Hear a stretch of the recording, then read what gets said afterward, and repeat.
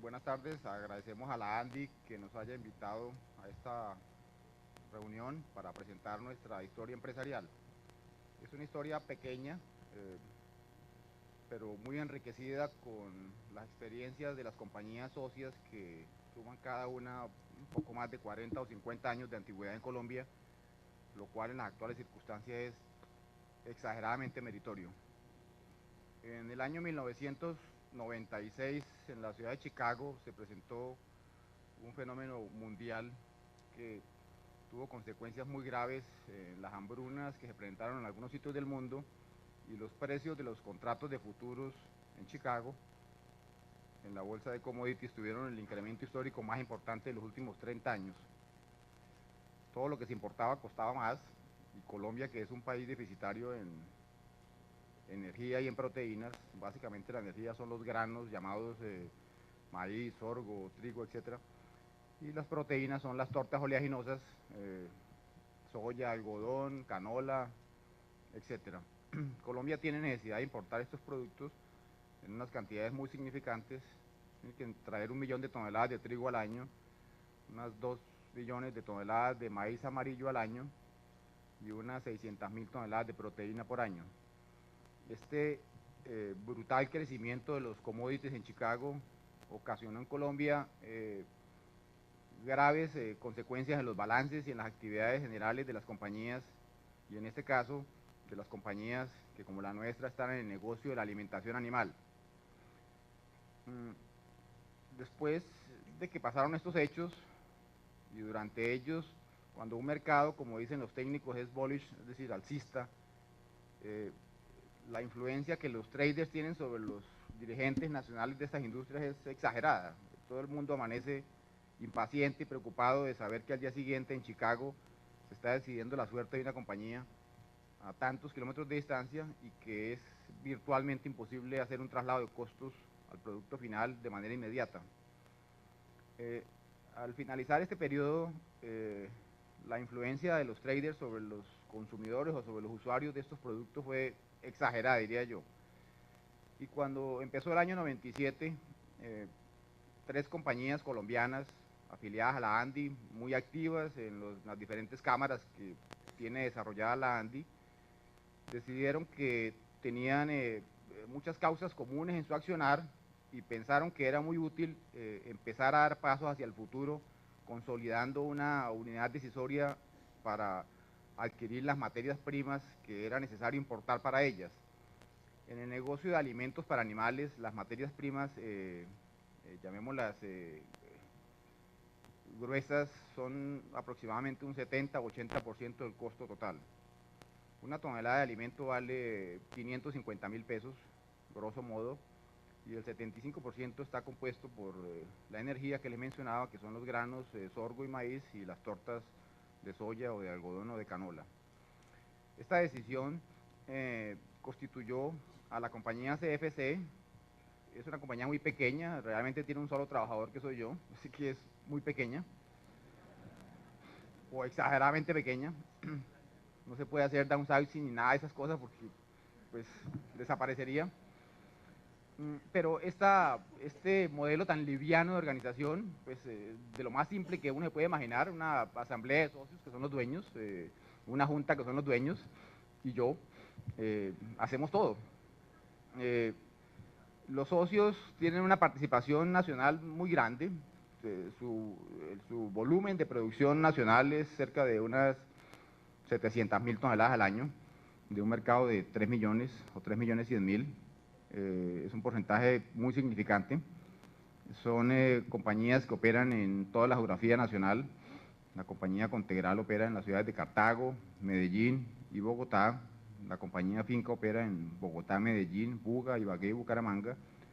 Y Concentrados opera en la ciudad de Buga. Esta participación de un poco más de 700.000 toneladas de alimento para animales en el año es importante, y una consecuencia adicional de crear a CFC fue introducir un elemento que es casi nuevo en la academia o en la literatura, que es la civilidad comercial, diría yo, que es: yo no lo agredo, tú no me agredes. Eso, en las actuales circunstancias de desorden mercantil, es de un valor incalculable. Es decir, La única regla que tenemos en esta compañía es la no agresión. La no agresión del 27% del mercado es un ejemplo importantísimo para el resto de nuestros colegas que de alguna manera pues quisieran participar del club de no agresores, algo que Colombia necesita en grado sumo, no solamente en la vida civil, sino en la vida empresarial. La empresa se constituyó, como les dije, de una manera muy simple. No requerimos grandes capitales, la unidad es solamente de know-how, decisoria, para tomar decisiones. No es necesario ni siquiera capital de trabajo, es solamente el know-how, que es un valor bastante intangible y que casi no se considera hoy en día en la constitución de las sociedades. La mayoría de ellas se constituyen con edificios, equipos, máquinas, etcétera.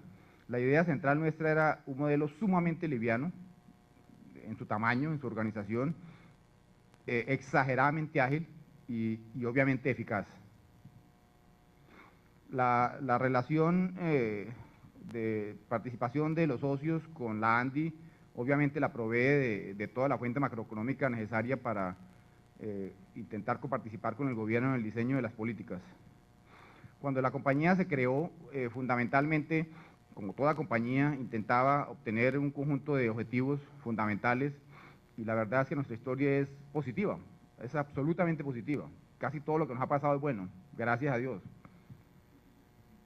Nosotros tenemos que ser muy competitivos en el mercado exterior cuando compramos las materias primas porque de allí depende la defensa de las porciones de mercado internas que posee cada una de las compañías.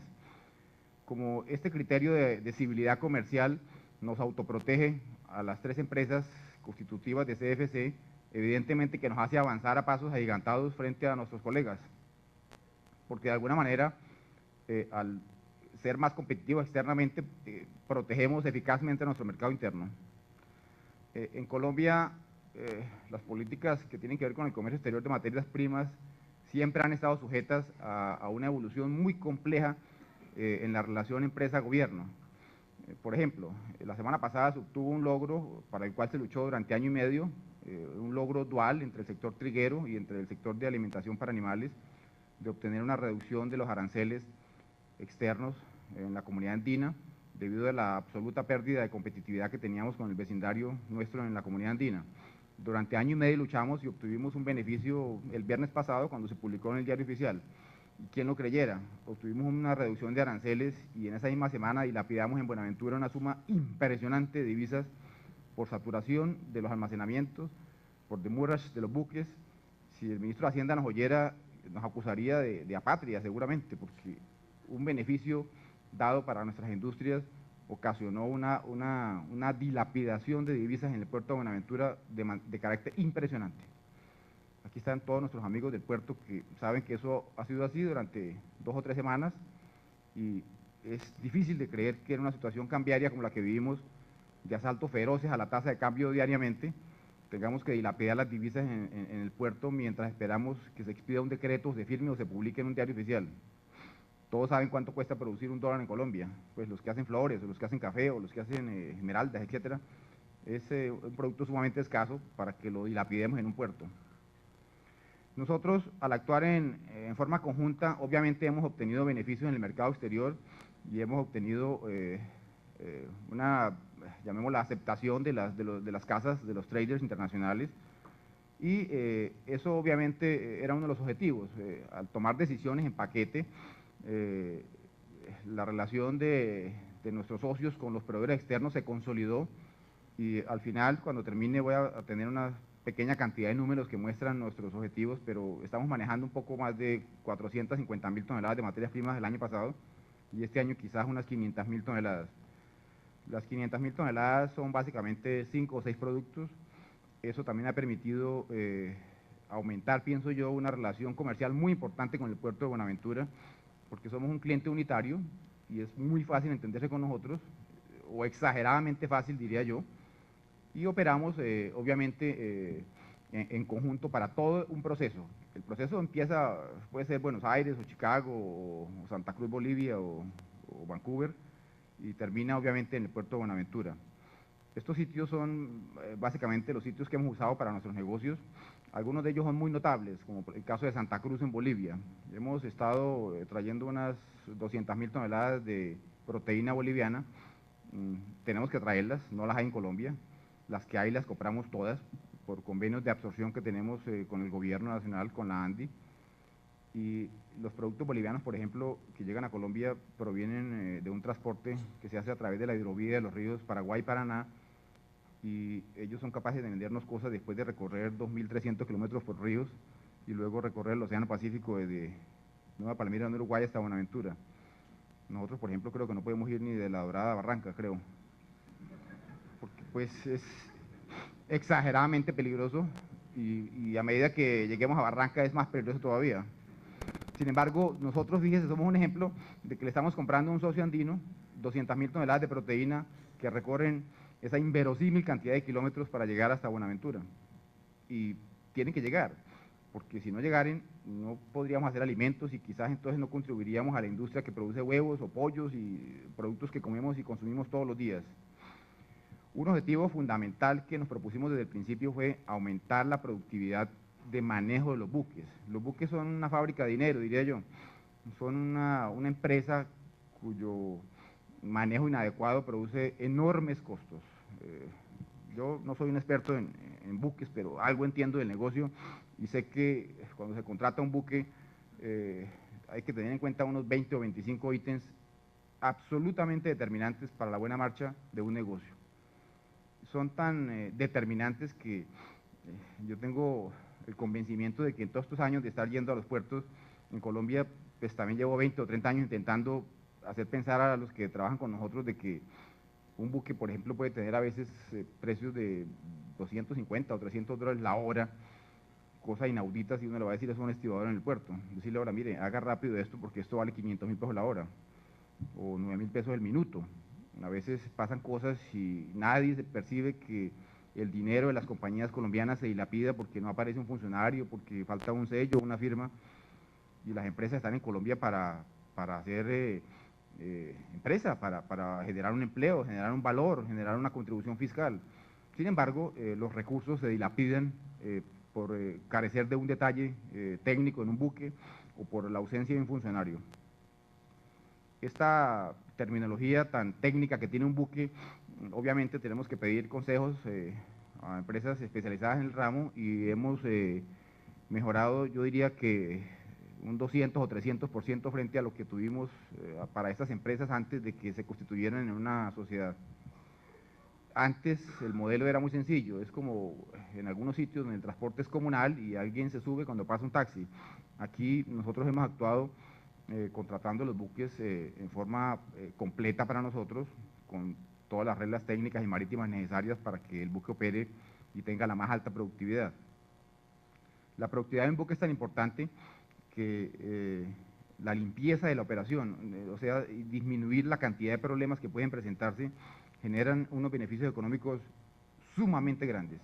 Un buque es una empresa que puede dejar fácilmente 20.000 dólares al término de su faena, si se contrata con unas condiciones más o menos normales. En este país 20.000 dólares son una suma bastante respetable, sobre todo si se trata, como en el negocio nuestro, de traer 30 o 40 buques al año.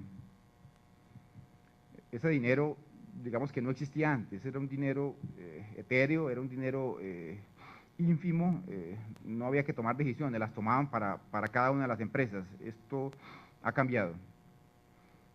Hay una serie también de ítems que son muy importantes en las faenas marítimas, en los puertos, y que representan una suma enorme de dinero. La verdad es que ahora yo al frente de este proyecto recuerdo esos avisos antiguos de tiempo es oro. Si uno piensa que un minuto vale 9.000 pesos, o una hora 300 dólares, o que tenga un percance grave en un buque, las consecuencias económicas son enormes, enormes para todos.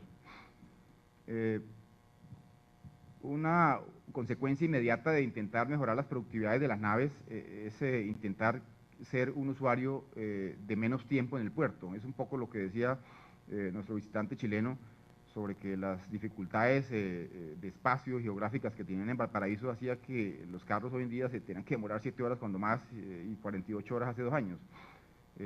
Algo parecido queremos hacer nosotros. No queremos ser unos usuarios de Buenaventura, sino pasajeros, absolutamente pasajeros. No creemos que tenemos que ser unos habitantes permanentes de un puerto, ni porque haya 35.000 toneladas más o menos mensuales, que es lo que manejamos nosotros, tengamos que congestionar un puerto. 35.000 toneladas dividido entre 30 da el número de tractomulas necesarias, es una suma muy grande, y la idea es ser habitantes absolutamente pasajeros del puerto. Coordinar a todas las entidades que tienen que ver con nuestro proceso es complejo. Este país, todo el mundo conoce a Buenaventura, sabe que la coordinación de los entes llamados ICA, DIAN, Ministerio de Salud, DIMAR, la sociedad portuaria, nuestros operadores portuarios, los transportadores, es una labor ardua, es compleja, incluso el cabello se cae todos los días. Y así es. Hay veces que el propósito de intentar superar todas las dificultades produce mucha desazón. Hay situaciones extremas que se viven en el puerto y pasan muy desapercibidas para los usuarios de Colombia que no van a los puertos o que no controlan las operaciones de un puerto. Alrededor de todas estas operaciones generalmente se desarrollan un sinnúmero de actividades que generan valor, se genera mano de obra, se genera trabajo indirecto, se hacen contribuciones fiscales. Las compañías obtienen evidentemente beneficios empresariales, llamémoslos microeconómicos, muy importantes, como es racionalizar los inventarios. Hoy en día, por ejemplo, nosotros creemos que no queremos tener una tonelada de más de nada de las materias primas. Además, los costos de nuestras materias primas son exageradamente altos y, por ejemplo, una tonelada de maíz vale 350.000 pesos en un puerto y una de torta de soya vale 500.000 pesos. Si yo tengo en exceso una tonelada de cada una, cualquier costo financiero les da una idea de la proporción o el tamaño de lo que significa un exceso de inventarios. Hemos intentado racionalizar los inventarios de todas estas compañías, de sus 8 plantas, 9 plantas en total, digo, para las 3 empresas, y hemos llegado a cifras inverosímiles de racionalidad de los inventarios. Cifras inverosímiles en cifras de miedo a los gerentes de producción y a los gerentes de ventas y a los gerentes generales, pero se puede, se está consiguiendo. Ya llevamos 2 años de operación, ya vamos a ajustar 1 millón de toneladas de manejo, una suma sumamente respetable en Colombia. Ya tenemos una cifra como de 150 millones de dólares de negocios acumulados en los 2 años, sumas todas absolutamente respetables. También es muy importante hoy en día, como consecuencia de la racionalidad en los inventarios, la enorme dificultad financiera para financiar el capital de trabajo. Todo el mundo sabe lo que es ir a pedir un giro o ir a pedir una carta de crédito. Es de una dificultad impresionante. Tal vez no saben, pero hace poco Colombia tuvo una financiación muy grande que se hace todos los años a través de la Secretaría de Agricultura del gobierno de Estados Unidos, se conoce con el nombre de CCC. Un descalabro financiero de un banco colombiano permitió incumplir un pago al gobierno americano y se suspendió para todo Colombia una fuente de financiación agrícola de una magnitud nada despreciable en las actuales circunstancias. Entonces, un descalabro de un banco perjudicó a Colombia entera y yo no he leído ni una línea de ninguno de los industriales colombianos quejándose de eso. Es espantoso, espantoso. Yo no he leído nada, ni he oído, que es peor. A nadie le parece haber recibido perjuicio de eso. Y sin embargo estamos hablando de una suma como de 70 millones de dólares que se dejó usar en detrimento de la industria por un incumplimiento bancario. Yo nunca he visto a la superbancaria hablar al respecto, ni mucho menos a nuestro ministro de Hacienda. Y sin embargo no tenemos cómo financiar las operaciones de comercio exterior. La banca, como todo el mundo sabe, pues es poco receptiva a las dificultades que se viven y eso, perder una financiación es increíble en este momento en el país. Las compañías asociadas en CFC realizan también actividades comerciales, es decir, se proveen para su producción y a su vez hacen mercadeo de materias primas aquí en Colombia. Eso es una ventaja sumamente importante, un apalancamiento enorme que se desarrolló a raíz de la creación de CFC. Y significa crear más actividad empresarial. En Colombia tenemos un sistema derivado de la Comunidad Andina en que cada 15 días cambian los aranceles en el puerto. Es un hecho previsto y entonces significa que uno puede hacer planes para intentar adivinar, por medio de alguna simulación, el tipo de arancel que puede haber. Y es cierto, nosotros simulamos los aranceles, por ejemplo, y los adivinamos más o menos en una cifra arriba del 90%, para intentar predecir qué recursos de capital debo disponer para pagarlos cada quincena. Como el recurso es escaso, intentar tener, como decía otro colega aquí hace rato, el pronóstico más adecuado es sumamente importante. Es sumamente importante predecir qué tipo de arancel voy a tener cada quincena para pagar menos. El manejo interno de los fletes para mover esta cantidad de carga tan grande, de 30.000 o 40.000 toneladas por mes, es complejo. Hemos intentado hacer unos pools, hemos contratado algunos paquetes por destino. Eso ha introducido, llamémoslo, un poco de ruido en el mercado con los fleteros, con los transportadores terrestres, pero en fin, nos ha funcionado y ha sido una relación muy estable porque es un volumen de carga sumamente importante, sumamente grande. Algunas de nuestras cifras más relevantes son las siguientes.